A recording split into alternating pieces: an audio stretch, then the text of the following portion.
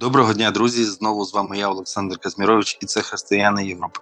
Сьогодні в нас чарівна гостя Тетяна Васенда, художник і взагалі дуже творча людина. Таню, вітаємо тебе!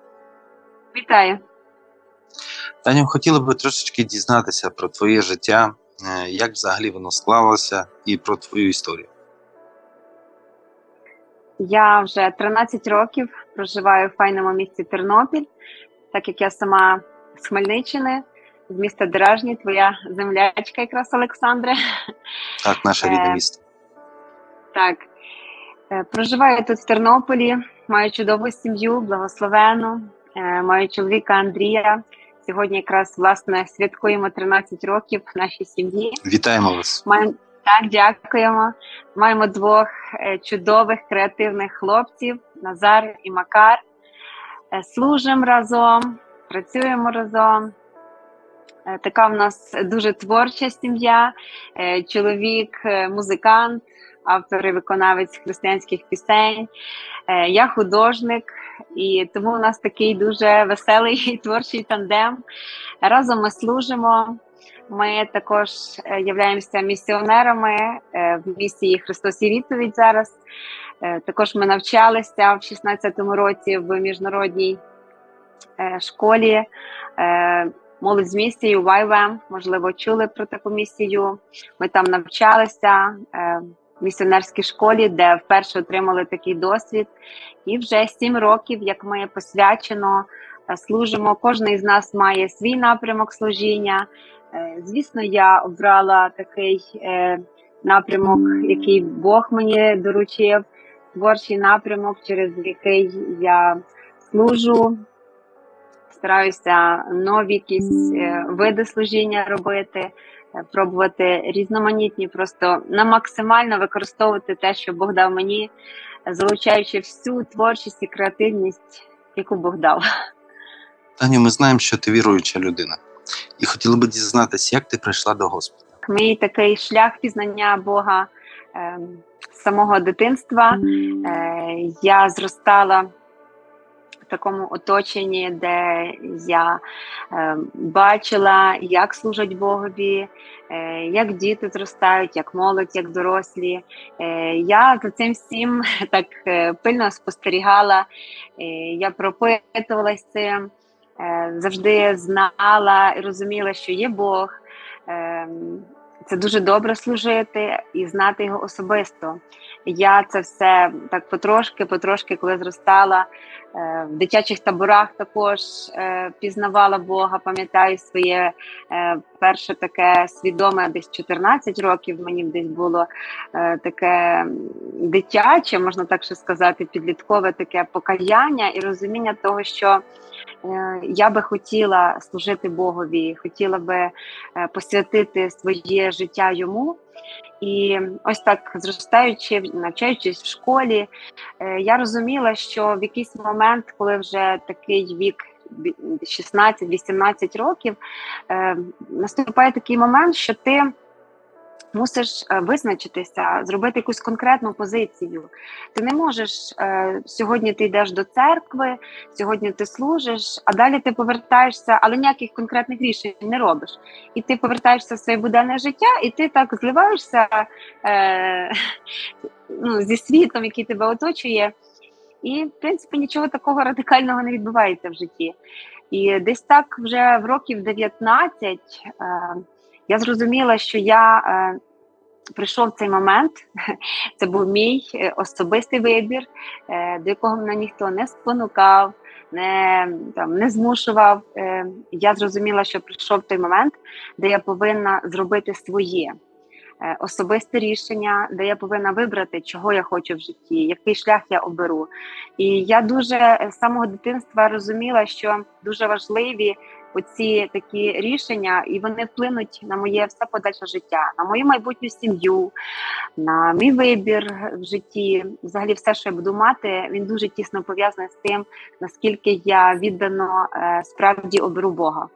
І вже в 19 років я свідомо зробила своє рішення, що я насправді хочу йому служити. Не так тільки один раз там в неділю і потім повертатися в своє життя я зрозуміла, що я справді хочу служити, віддати йому своє життя, запросити його в кожну сферу свого життя, прийняти спасіння. Зрозуміла, вже так свідомо зрозуміла, що вже в такому віці людина може робити дуже такий свідомий вибір. З того, що ми розуміємо, то ти віруюча з дитинства. Скажи, будь ласка, чому у 19 років ти прийняла водне хрещення? В 19 мені задавали питання в років 16, 17, після 15, десь так, з оточення. Можливо, ти б вже думала про те, щоб приймати водне хрещення. Он вже і ті прийняли, і діти тих прийняли.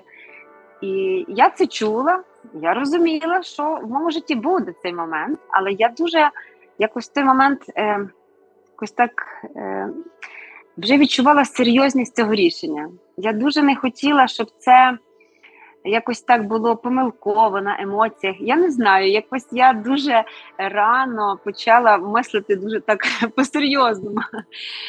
І чомусь саме в такому віці. Вже я була студенткою університету, коли я зрозуміла, що я роблю це рішення свідоме, тверде, це воно моє, ніким, я кажу, не навантажене. Це було моє рішення. Мабуть, якась дорослість прийшла в життя. Я почала аналізувати речі, які я бачила навколо, молодь, студентство, також своїх однолітків, і я це все дуже аналізувала. Також свою сім'ю аналізувала, в якій я виросла, теж були свої непрості моменти, і я це дуже сильно так в собі виношувала, і в чомусь в такому віці, коли вже повноліття було, я прийняла це рішення. Розкажи, будь ласка, як взагалі ти прийшла до того, щоб бути місіонеркою і розвивати своє служіння?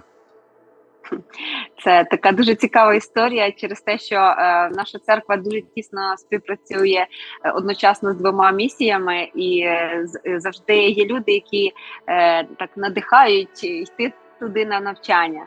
І в свій час, коли нас туди запрошували, я говорила, місіонери, це щось таке далеке, це якісь такі обрані люди, особливі. От для мене місія – це Африка, такий стереотип склався, що це обов'язково кудись їхати, це якось ти так якось відриваєш себе, відкидаєш всі свої мрії, цілі, все на світі, і ти якось себе так прям посвячуєш на служіння. Але наступили такі моменти в житті, якісь такі рішення приходять з Богом, коли ти якраз проходиш непрості такі долини. І пам'ятаю, в нашій сім'ї також був такий досить непростий переломний момент в питанні мого здоров'я. І це щось таке трішки шокуюче для нас було в той момент. Проходили ми це разом з молитвою. Я пережила надприродні зцілення. Це справді було свідоцтво для рідних, для лікарів, які мене обстежували. На той момент це справді таке було чудо. І в той момент, коли ми проходили цей час, Бог особливо близько говорив своєю мовою до мене. Бог дуже часто говорить мені через сни, можливо, через те, що я візуал, я люблю дивитися і бачити образами. І дуже близько ми якось відчували присутність Бога. І в ці моменти я просто розуміла, що я хочу чогось більшого. Мені недостатньо того, чого я маю зараз. І коли я чоловіку своєму Андрію сказала про те, що ми будемо навчатися в цій школі, він спочатку не повірив через те, що він дуже багато років мене заохочував. І я радикально не хотіла. Я така комфортна домашня людина. Щоб десь їхати, а в нас на той час вже був 3-річний син. І я думаю, яка місія? Але в цей момент настільки Бог зробив таку переплавку в моєму серці, в мене просто прийшло велике бажання. І ми пішли вчитися, ми півроку навчалися, в нас була практика за кордоном в Албанії, в Чорногорії, де ми мали надзвичайний досвід в іншій культурі.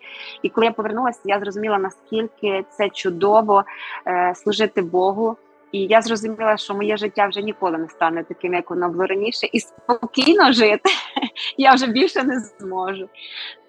Що найбільше вразило тебе в цих поїздках?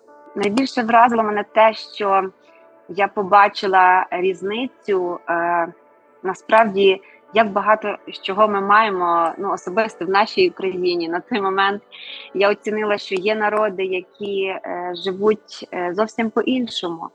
Ми маємо свободу, ми служимо Богу, ми можемо вийти на площу співати, ми можемо там малювати, ми можемо різні проекти вільно робити. Але є країни, де ти цього не зможеш робити.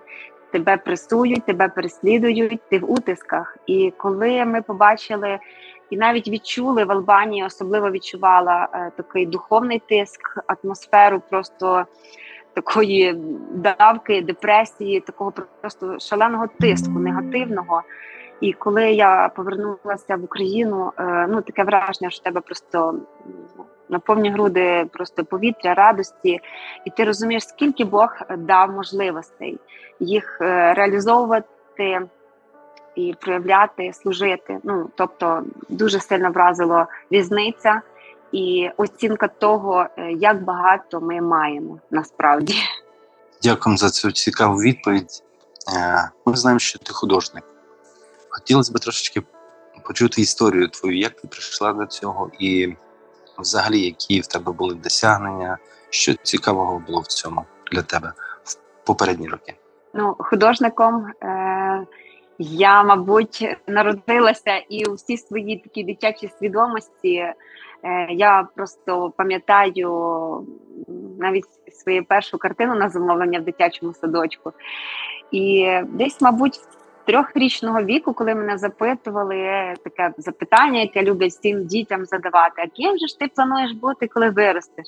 І я завжди всім дуже сміливо, впевнено говорила: я буду художником. Коли навчалася в школі, коли я розуміла, що я відчуваю різницю, що я точно не математик, і не треба мене змушувати робити те, що явно не моє. І коли я бачила ці труднощі, але я розуміла, але в мене є дуже потужна, сильна сторона, в яку треба вкладати. І отож, вибір професії, він, звісно, був такий обдуманий, і я вибрала сферу дизайну. Хмельницький національний університет, сфера дизайн одягу. Я сміливо туди йшла, знаючи, що це справді моє. І навіть коли я вивчилася там, я здобула вищу освіту, я креативила, створювала колекції різні, все-все.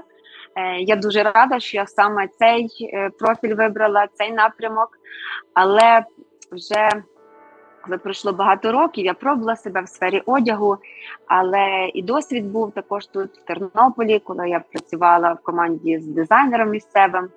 Десь так всередині, в глибині, я все одно розуміла, що я хочу таки знайти себе, не бути прив'язаною навіть до тої спеціальності, яку я здобула, а от знайти те, що мені найбільше подобається. І цікаво, що такий творчий шлях, сміливий, де я вже не стидалася назвати себе художником, це відбулося саме в 2014 році, коли в нас в Україні розпочалася війна. І якийсь такий був дуже переломний момент, коли багато людей говорили про те, що нам треба думати, як нам вижити, щоб люди мали достатньо їжі. А я в цей момент починаю свій творчий шлях. Я починаю свої перші авторські картини. І я розумію, що в цей момент відбувається також такий момент з Богом, коли я починаю розуміти свою цінність, те, що Бог в мене вклав, і Бог просто почав формувати мою таку правильну самооцінку. Бо раніше я якось так відчувала, що я якось так ні наполовину художник, і не наполовину дизайнер. Якось мені було важко себе знайти, і в місті з роботою було дуже важко.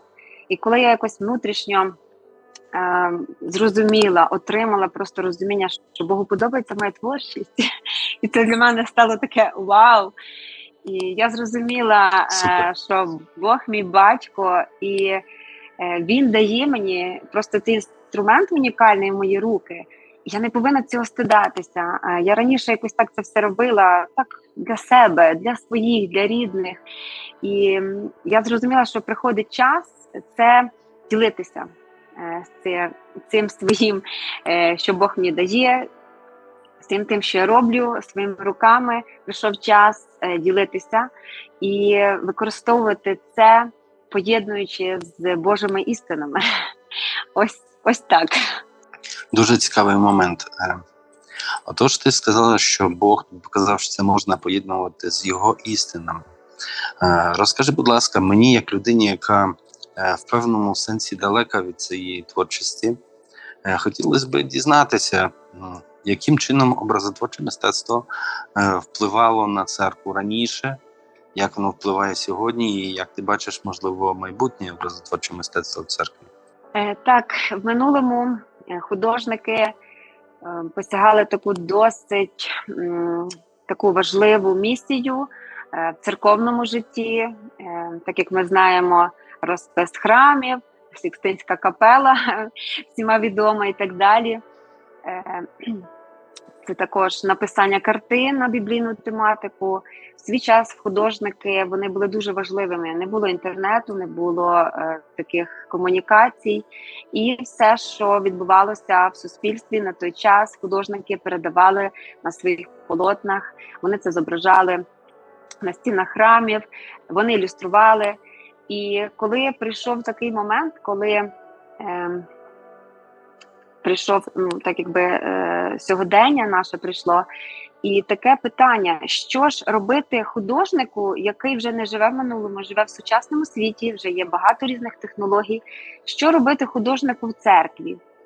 Якщо обмежитись тільки малюнком на стіні і ілюстрацією в Біблії, це все? Тобто це весь твій потенціал? Свого часу одна людина зробила мені такий виклик і дала мені просто таке запитання. Це все, до чого Бог тебе покликав?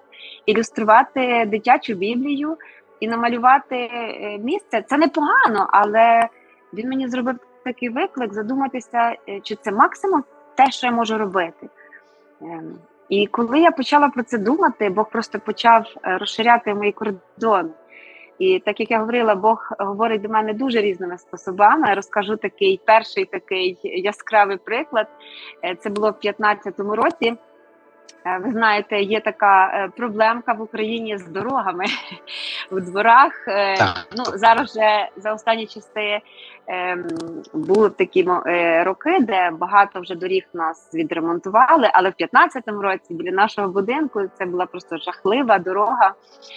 І пам'ятаю, люди говорили про те, що збирають якісь підписи, ходять, добиваються, щоб це зробити, щоб нам відремонтували цю дорогу. І одного разу я просто прокидаюся зранку і кажу: Андрій, в мене просто чудесна ідея. Бог дав мені вночі ідею, що я можу зробити для цієї дороги і як змінити цю ситуацію своїм же мистецтвом. Я кажу, я зроблю серію картин на тему автомобілі і виставлю їх прямо в дворі. Я це сказала і я це зробила. Я зробила цілу серію картин на гіпсокартоні, такі об'ємні, яскраві. І так стало, що ми просто почали думати, як це зробити так гарно, привернути до себе увагу.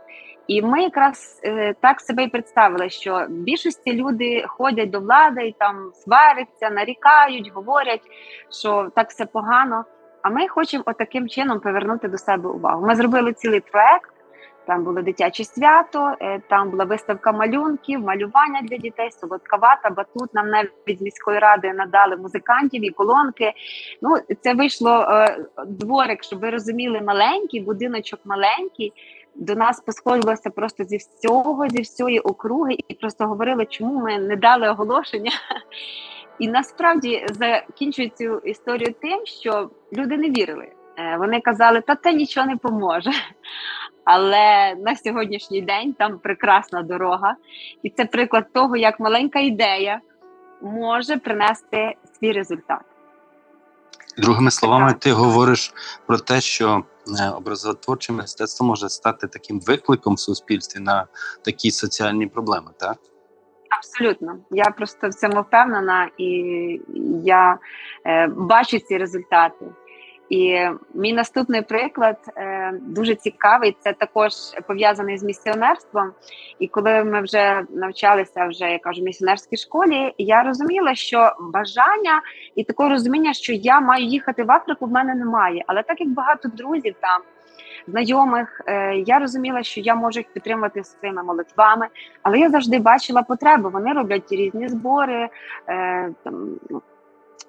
потребують підтримки, і я думала, як я, сидячи тут, живучи в Тернополі, як я можу попливати на тих дітей там далеко в Африці своєю творчістю. Таких фінансів, щоб їм допомогти, я не маю, але я маю здібність, я вмію творити своїми руками. І я про це думала роками, насправді це не було так швидко. Я це виношувала, я це думала, думаю, зроблю я портрети тих дітей. Дуже хотіла портрети. Кому в Тернополі потрібні портрети африканських дітей? І якось було бажання, не було якогось виходу, як я маю це зробити. І в свій час до мене підходить один чоловік, який зараз є засновником міжнародної місії Transformation Nations. І він говорить до мене: слухай, Таня, в мене є така ідея, я би дав тобі фотографії реальних африканських дітей з нашого містечка, ми для них хочемо будувати дитячий притулок. Ти б могла це зробити? І коли він мені це сказав, я зрозуміла, ось цей пазл. Це те, про що я вже раніше думала, просто не було конкретної реалізації, що ми маємо з цим зробити. І як цікаво все вийшло, на той момент в мене була дитина меншому Макарчику було 8 місяців, і я думаю, виставку картин зробити мені в такий час, і я почала думати, молитися, і думаю, а чому я маю це робити сама? Мені що, важко поділитися цією ідеєю зі своїми друзями, одногрупниками? Я з таким натхненням просто починаю їм розказувати про проект, як ми можемо попливати на дітей в Африці. І багато з них казали, ти знаєш, Таню, багато з них то по 5 років, дехто 10 років, кажуть, 10 років не тримала пензля в руках. Але і не дуже і є можливість, когось також робота, діти. Але, каже, те, що ти пропонуєш, щось таке велике, ми не можемо від цього відмовитися. І вийшло так, що я об'єднала цілу команду, це були люди з Києва, з Чернівців, з Хмельницького, Тернопіль. І ми зробили 12 таких живописних картин, ми їх відсилали в Штати, там був аукціон благодійний. І тобто є ідея, є бажання, і Бог дає можливості. І наша творчість, вона могла посприяти тому, що були виручені кошти на будівництво притулку для дітей. Тобто своїми пензлями, фарбами, креативністю ми можемо навіть будувати будинки в далекій Африці. Тож можна сказати, що твої картини вже продаються за кордоном, так? Так. Так. Чудово. Друзі, я хочу сказати, що ми ще сьогодні поговоримо про картини Тетяни. І якщо у вас є бажання купити ці картини, ви можете звертатись також до нас, і ми вас поєднаємо з Тетяною.